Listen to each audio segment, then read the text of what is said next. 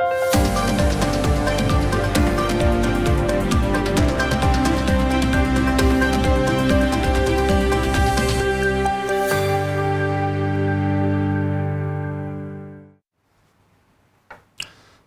hər vaxtınız xeyir olsun, dəyərli Dost TV izləyiciləri.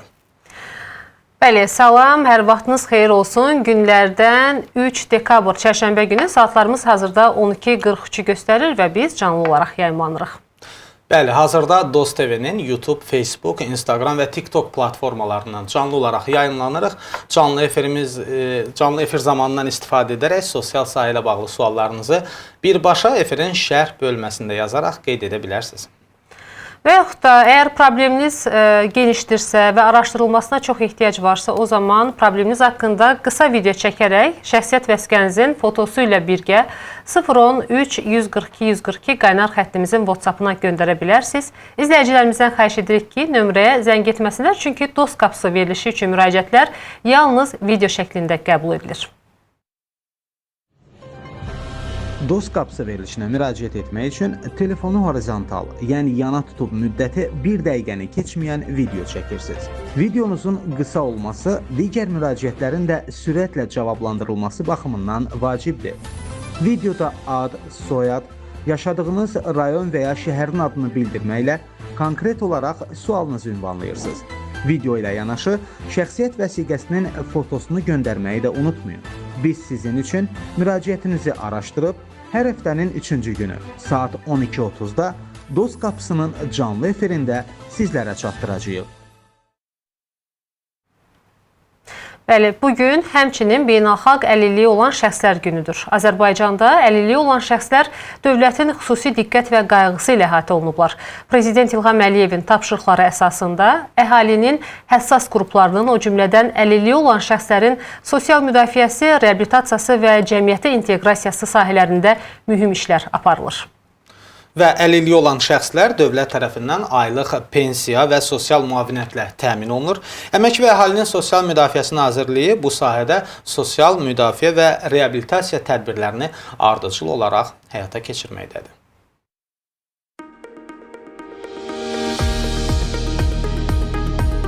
Üç dekabr Beynəlxalq əlilliyi olan şəxslər günü.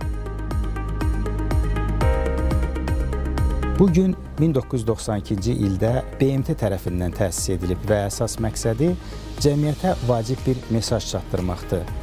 Əlilliyi olan şəxslərin həyat şəraitinə, hüquqlarına və qarşılaşdıqları çətinliklərə diqqət artırmaqdır.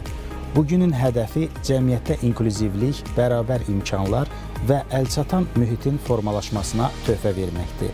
Biz 3 dekabrda insanları əlilliyi olan və olmayan kimi ayırmaq üçün yox, hər bir fərdin potensialını və dəyərini daha yaxşı görmək üçün xatırlayırıq.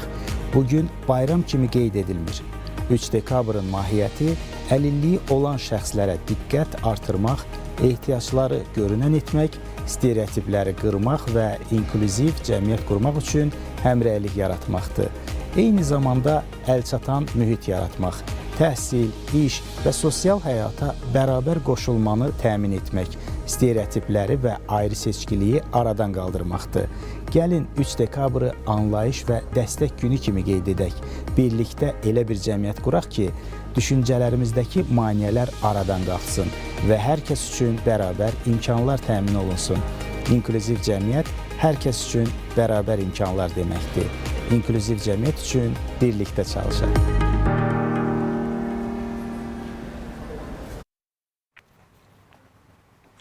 Yevlaxdan izləyicimiz Dürdanə Kərimova övladı Hilayın əlilliyi ilə bağlı bizə müraciət edib və əlilliyinin qiymətləndirilməsi ilə bağlı Dost qapısından dəstək istəyir.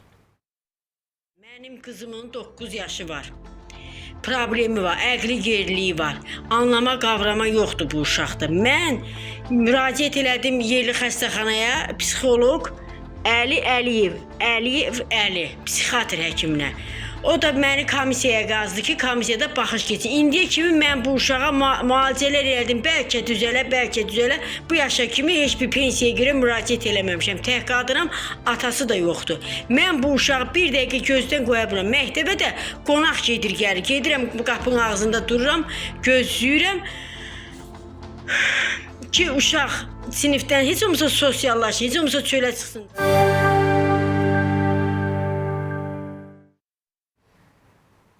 Bəli, izləyicimizin müraciətini Dövlət Tibbi Sosial Ekspertiza və Reabilitasiya Agentliyinə yönləndirdi. Agentlikdən bildirildi ki, Hilal Kərimlinin əlilliyi ilə bağlı hər hansı rəsmi müraciət qeydə alınmayıb. Bu səbəbdən də onun əlilliyinin qiymətləndirilməsi hazırda mümkün deyil. Yevlax rayon sakini 2016-cı il təvəllüdlü Kərimli Hilal Kənan qızının əlilliyinin qiymətləndirilməsi ilə bağlı tibb müəssisəsi tərəfindən heç bir forma 88 göndərişi rəsmiləşdirilməyib. Belə olan halda isə əlilliyin qiymətləndirilməsi mümkün olmur. Bunun üçün vətəndaş qeydiyyat üzrə tibb müəssisəsinə yaxınlaşmalıdır. Tibb müəssisəsi tərəfindən Hilal Kərimli ilə bağlı forma 88 rəsmiləşdirildikdən sonra onun əlilliyi qanunvericiliyə uyğun olaraq qiymətləndiriləcək.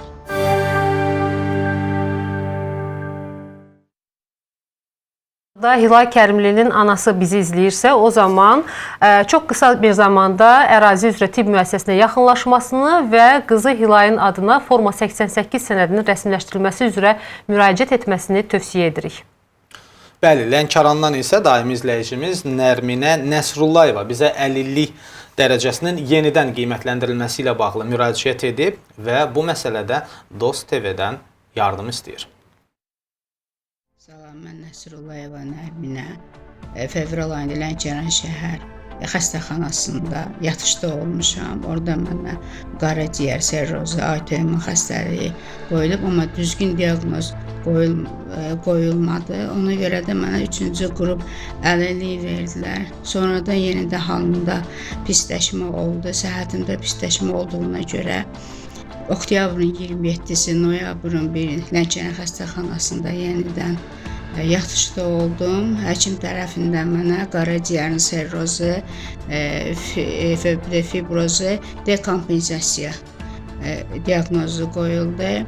Mən də yenidən həkim komissiya ekspertizasında oldum. Sənədlərim təzədən ekspertizaya göndərildi. Amma ki, gözlənişdən sonra mənə natamam doldurma səbəbindən yenidən sənədlərim tibb müəssisəsinə göndərildi.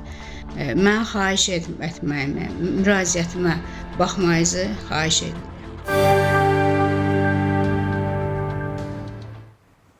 İzləyicimizin müraciətini Dövlət Tibbi Sosial Ekspertiza və Reabilitasiya Agentliyinə yönləndirdik. Agentlikdən bildirildi ki, dünən, yəni 2 dekabr tarixində vətəndaş agentlikdə əyani müayinə edilib və sağlamlıq vəziyyəti qiymətləndirildikdən sonra qanunvericiliyə uyğun olaraq qərar veriləcək.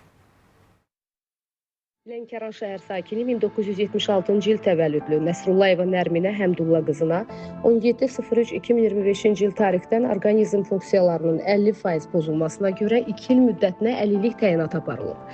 Hazırda isə tibb müəssisəsi tərəfindən vətəndaşın əlillik dərəcəsinin yenidən qiymətləndirilməsi ilə bağlı göndəriş rəsmiləşdirilib. Lakin göndərişdə ekspertiza üçün əhəmiyyətli məlumatlar qeyd edilmədiyinə görə elektron sistem üzərindən əlilliyin qiymətləndirilməsi mümkün olmayıb. Bu səbəbdən də Nərminə Nəsrullayeva 2 dekabr tarixində Dövlət Tibbi Sosial Ekspertiza və Reabilitasiya Agentliyində əyani müayinə edilib. Vətəndaşın müayinə nəticələri qiymətləndirildikdən sonra qanunvericiliyə uyğun olaraq müvafiq qərar veriləcək.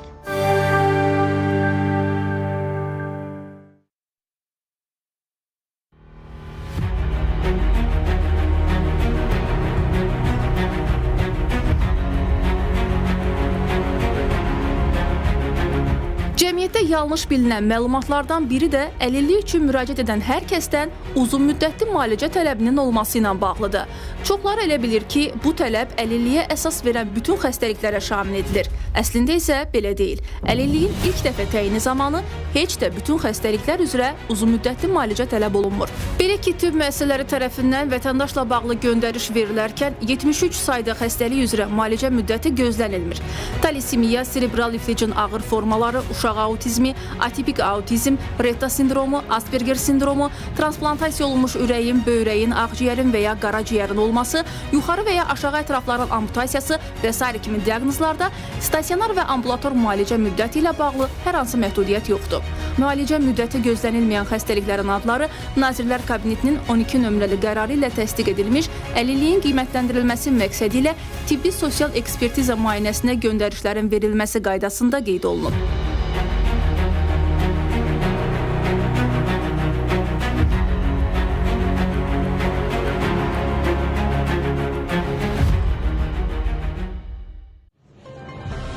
DOST qapısı verilişinə müraciət etmək üçün telefonu horizontal, yəni yana tutub müddəti 1 dəqiqəni keçməyən video çəkirsiniz. Videonuzun qısa olması digər müraciətlərin də sürətlə cavablandırılması baxımından vacibdir. Videoda ad, soyad, yaşadığınız rayon və ya şəhərin adını bildirməklə konkret olaraq sualınızı ünvanlayırsınız. Video ilə yanaşı şəxsiyyət vəsiqəsinin fotosunu göndərməyi də unutmayın.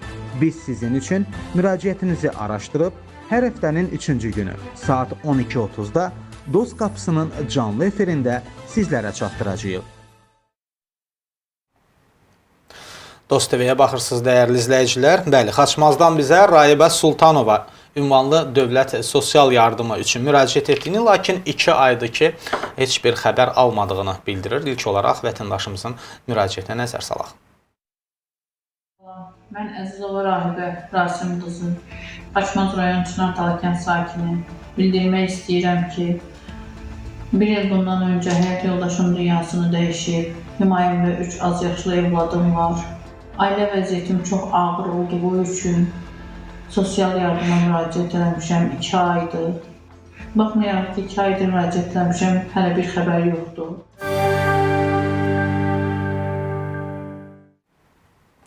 Bəli, izləyicimizin müraciətini Dövlət Sosial Müdafiə Fonduna yönləndirdik. Məsələyə baxıldı və bildirildi ki, vətəndaşın maddi məişət şəraitinin müayinəsi aparıldıqdan sonra 3 az yaşlı övladı olan anaya 755 manat məbləğində ünvanlı sosial yardım təyin olunub.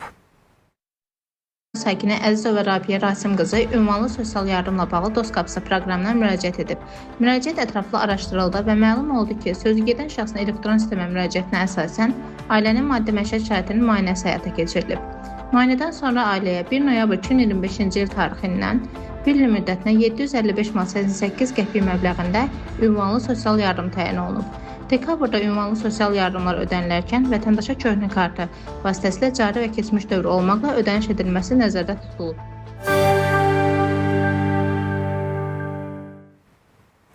Astaradan isə Sədaqət Məmmədov bir neçə dəfə ünvanlı sosial yardım üçün müraciət etdiyini, lakin hər dəfə imtina cavabı aldığını bildirir. Mən Astara rayonunun Kicaba qəsəbəsindən Məmmədov Sədaqət Səxavətoğlu. Mən müraciət eləmişdim sosialla bağlı. Bir neçə dəfə müraciət eləmişəm. Bir neçə dəfə də cavab gəlib mənə imtina verilib. İmtina cavabı verilib mənə. Xahiş edirəm, mən 5 uşaq atasıyam. Dolanışıqla çətinlik çəkirəm. Xahiş edirəm, mənə yardım əli uzadarsınız. Bəli, izləyicimizin müraciətini Dövlət Sosial Müdafiə Fonduna yönləndirdi. Fondda araşdırıldıqdan sonra onun müraciəti bildirildi ki, məcburi sosial sığorta ödənişlərinin tam olmaması səbəbilə bu şəxsin müraciətinə imtina verilib. Astara rayon sakini Məmmədov Sədaqət Səxavətoğlu ünvanlı sosial yardımla bağlı DOST qapısı proqramına müraciət edib. Müraciət ətraflı araşdırıldı və məlum oldu ki, sözügedən şəxsin ünvanlı sosial yardımla bağlı elektron sistemə müraciəti bu il noyabrın 3-də ailə üzvü Məmmədova Gülbahar Xanlar qızının adından olub. Müraciətə sistem tərəfindən Sədaqət Məmmədovun məşğulluğunu təsdiq edən torpaq mülkiyyətinə görə sığorta ödənişlərinin tam olmaması səbəbilə imtina verilib. Vətəndaş məcburi dövlət sosial sığorta haqları üzrə ardıcıl ödəniş etmək şərti ilə 2026-cı ilin fevralında yenidən müraciət etdiyi halda ailənin ünvanlı sosial yardım hüququna təkrar baxıla bilər.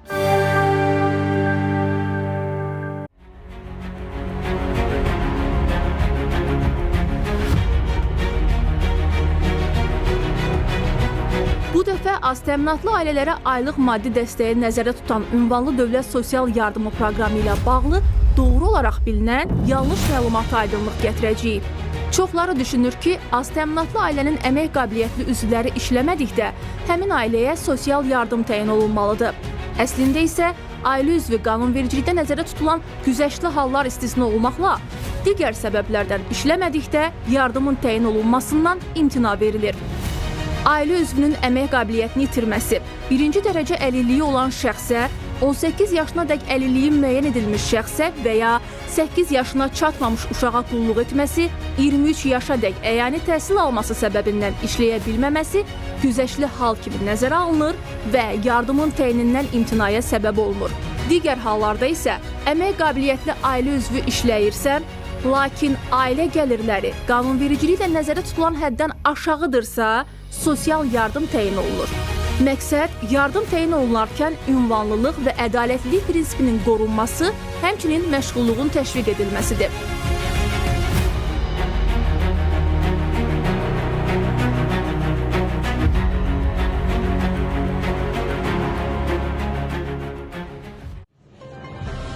DOST qapısı verilişinə müraciət etmək üçün telefonu horizontal, yəni yana tutub müddəti 1 dəqiqəni keçməyən video çəkirsiniz. Videonuzun qısa olması digər müraciətlərin də sürətlə cavablandırılması baxımından vacibdir. Videoda ad, soyad, yaşadığınız rayon və ya şəhərin adını bildirməklə konkret olaraq sualınızı ünvanlayırsınız. Video ilə yanaşı şəxsiyyət vəsiqəsinin fotosunu göndərməyi də unutmayın. Biz sizin üçün müraciətinizi araşdırıb, hər həftənin 3-cü günü saat 12:30-da DOST qapısının canlı efirində sizlərə çatdıracağıq. Davam edirik. Abşerondan Sadiq Cəfərov ünvanlı sosial yardımla bağlı müraciət etdiyini və ona imtina cavabı gəldiyini bildirir və probleminin həll edilməsi ilə bağlı bizdən dəstək istəyir. Mən Sadiq Cəfərov Əloğlu. Ünvanlı sosial yardıma müraciət etmişdim. Mənə cavab gəldi. Dedilər sizə imtina göndərdilər. Dedilər sizə sosial yardım düşmür. Ev alqı satqısına görə. Mənim də 3 uşağım var. Biri 3 aylıqdır, ikisi də məktəbə gedir. Balaca uşaq yemək yeyir, yemək alıb veririk. O birisilər də ki, yaxşı oxuyurlar, məktəbdə yaxşı oxuyurlar. Hazırlığa qoymaq istəyirəm ki, daha da yaxşı oxusunlar, gələcəkləri yaxşı olsun.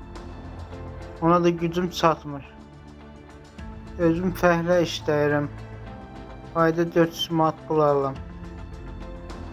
Gücüm çatmır uşaqları yaxşı böyütməyə, gələcəklərini yaxşı etmək üçün.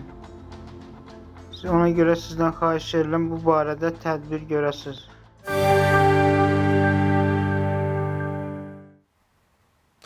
Bəli, Sadiq Cəfərovun təqdim etdiyi məlumatlar Dövlət Sosial Müdafiə Fondunda araşdırılıb və imtina verilib. İmtinaya səbəb isə bununla bağlıdır ki, onun məhz sistem üzərindən təqdim etdiyi məlumatlar müayinə zamanı öz təsdiqini təəssüf ki tapmayıb.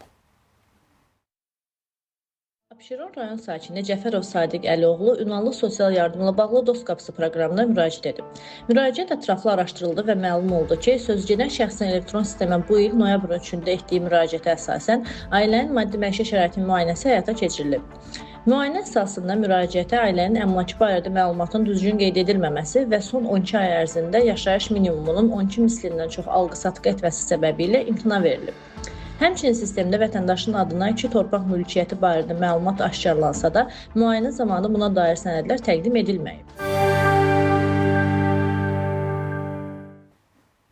Masallıdan izləyicimiz Əmrah Mirzəyev də ünvanlı sosial yardım üçün müraciət etdiyini, lakin hələ bir cavab almadığını bildirir. Əmrah Bahadıroğlu, Masallı rayon Bərdən kənd sakiniyəm. Ünvanlı dövlət sosial yardıma müraciət eləmişəm. Ailəti qurumlar gəlib, baxış keçirir və onunla bağlı bir cavab yoxdur. Xahiş edirəm ailəti qurumlardan mənim işimə baxılsın. Çox sağ olun.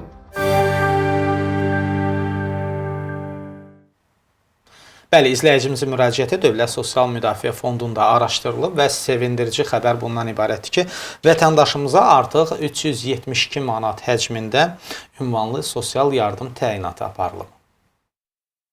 Masallı rayon sakini Mirzəyev Əmrah Bahadiroğlu ünvanlı sosial yardımla bağlı Dost Qapısı proqramına müraciət edib. Müraciət ətraflı araşdırıldı və məlum oldu ki, sözügedən şəxsin elektron sistemə müraciətinə əsasən ailəyə 1 noyabr 2025-ci il tarixindən 1 il müddətinə 379 manat 62 qəpik məbləğində ünvanlı sosial yardım təyin olunub. Dekabrda ünvanlı sosial yardımlar ödənildikdən sonra Əmrah Mirzəyev Kapital Bankın istənilən filialına yaxınlaşaraq şəxsiyyət vəsiqəsini təqdim etməklə kartını əldə edə bilər. Dekabrda cari və keçmiş dövr olmaqla ödəniş olunması nəzərdə tutulub. Müsbət həll edilmiş sonuncu müraciətimizi sizə təqdim etdik. Müraciəti cavablandırmayan vətəndaşlar narahat olmasınlar, çünki irəlidə onların müraciətləri araşdırılaraq gələn həftə üçün cavabları təqdim ediləcək. Əgər sizin də sosial sahə ilə bağlı suallarınız, müraciətləriniz varsa, probleminiz haqqında qısa video çəkərək şəxsiyyət vəsiqənizin fotosu ilə bərabər hazırda ekranda gördüyünüz 010 3 142 142 WhatsApp nömrəsinə probleminiz haqqında video çəkərək göndərə bilərsiniz. Əmin olun ki, biz sizə daha tez cavab verəcəyik. Bəli, əmin ola bilərsiniz ki, müraciətləriniz biz tərəfdən çox sürətli şəkildə araşdırılacaq və cavabları sizə canlı yayında təqdim olunacaq. Bizi izlədiyiniz üçün təşəkkür edirik. Bugünlük bizdən bu qədər. Sosial sahə ilə bağlı yeniliklərdən vaxtında xəbər tutmaq istəyirsinizsə, Dost TV-də qalmağa davam edin.